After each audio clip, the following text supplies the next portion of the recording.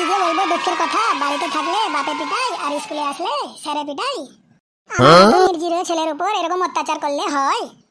ঠিক বলেছিস রে ভাই, আমাদের দুঃখের কথা কেউ বুঝে না। এই সবাই চুপ কর, স্যার আসছে। কি রে, তোরা সবাই ভালো আছিস তো? এই রে স্যার, আপনি আমাদের পড়াতে এসেছেন না খবর নিতে এসেছেন? এই তুই আমাকে শিখাচ্ছিস? পড়াশোনা তো কোনোদিন করিস না, মুখ দিয়ে শুধু টাউ টাউ কথাই বেরাই। তুই যখন এতই টাউ টাউ করছিস, তুই বলতো বাবর ভারতে কবে এসেছিল? এই মনে হয় রে কথাটা বলা ভুল হয়ে গেছে রে, আমাকে আবার আজকে পড়া ধরে নিল রে, ফেসে গেলাম রে। স্যার, কে কোন দিন কোথায় আসবে কোথায় যাবে সেটা খোঁজ নেওয়ার দায়িত্ব আমার নাকি? আপনি কোথায় বলুন তো, আমাদের পাড়ার লাল্লু কোথায় কখন বিদেশ গেছে? ছাত্র রে বাবা, জিজ্ঞেস করেছি বাবর কবে ভারতে এসেছে, ও কোথায় চলে গেছে, লাল্লু কবে বিদেশে গেছে। এরা সাংঘাতিক বাচ্চা রে বাবা, এদেরকে নিয়ে পড়াশোনা করানো যাবে না রে। থাক থাক, তোকে আর কিছু বলতে হবে না, তুই অমনি বস বস। এই রাহুল, তুই বলতো। কি যে বলি স্যার। এই পচা, তুই বল না বাবর কবে ভারতে এসেছিল?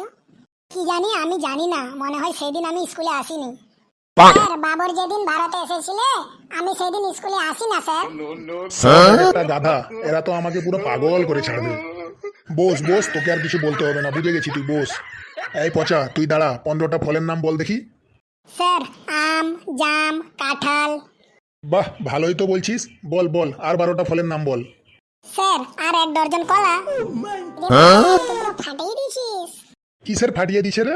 সব কটা মূর্খ তোরা। সন্টু, তুই বলতো 15ই আগস্টে আমরা কি পেয়েছিলাম? স্যার, আমার যতদূর মনে পড়ে আগের বছর তো 2টো বিস্কুট পাইছিলাম। এবার আবার আপনারা কি দিবেন? ওরে গাধা, 15ই আগস্টে আমরা স্বাধীনতা পেয়েছিলাম। ও স্যার, এটা তো আমি জানতাম, আমাকে জিজ্ঞাসা করতেন।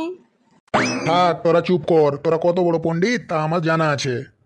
তো তুই বলতো বাদাম খাইলে কি হয়?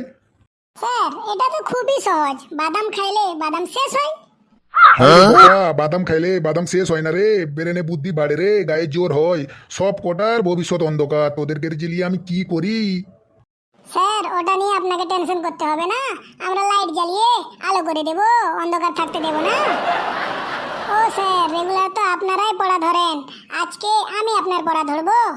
বলেন তো মাদ্রাসার বর্তমান নাম কি? আবার কে না জানে, মাদ্রাসের বর্তমান নাম চেন্নাই। ঠিকই স্যার, এবার বলুন তো মাদ্রাসার বর্তমান নাম চেন্নাই কেন হলো? এই আমি জানিনি, কথায় তুই বল। কি স্যার, তোমরা এটাই জানো না? বাড়িতে যদি পড়াশোনা না করো কি করে জানবে? এই শালারা, পড়াশোনা করা আমাদের লাগে না তোদের করা লাগে? উল্টা পাল্টা কথা বলছিস, উল্টা পাল্টা কথা না বলে উত্তরটা বল দেখি। স্যার, চেন্নাইয়ের লোকরা লুঙ্গি পরে তো লুঙ্গিতে তো চেন থাকে না, ওই জন্য মাদ্রাসার নাম চেন্নাই করে দেওয়া হয়েছে। উত্তর দিলি উল্টা পাল্টা, এদেরকে নিয়ে তো পারা যাবে না, সব এক একটা কলঙ্কারি। এই, এটা লাস্ট প্রশ্ন, বল। প্রথমে তোকে 2টা ছাগল দিলাম, আবার 2টা ছাগল দিলাম, আবার 2টা ছাগল দিলাম, তবে তোর কাছে কটা ছাগল থাকবে? স্যার, আমার কাছে তো 7টা ছাগল থাকবে। এই হারামজাদা, কি করে 7টা থাকবে? স্যার, আমার কাছে তো 7টাই আছে। এই ধর, তোকে 2টা আপেল দিলাম, আবার 2টা আপেল দিলাম, আবার 2টা আপেল দিলাম, তোর কাছে কটা আপেল থাকবে? স্যার, 6টা আপেল থাকবে। এই হারামজাদা, তবে ছাগল কি করে 7টা হয়? স্যার, আমার 7টাই হয়। এই হারামজাদা, বল তাহলে কি করে 7টা হয়? স্যার, আপনি আমাকে 6টা ছাগল দিলেন আর আগে থেকেই আমার বাড়িতে একটা ছাগল ছিল, তো হয়ে গেল না 7টা ছাগল।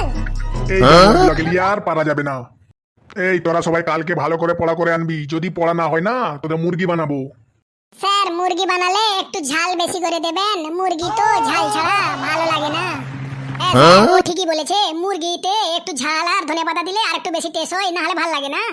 এই আমি কি তোদেরকে ওই মুরগি বানাবার কথা বলছি নাকি? পড়া না পারলে তোদেরকে সবাইকে ক্লাসের বাইরে বার করে মুরগি বানাবো। তোদের কাছে ক্লাস করলে আমি পুরো পাগল হয়ে যাব। শয়তান বাচ্চারা সব, আর ক্লাসে থাকা যাবে না, যাই পালিয়ে যাই।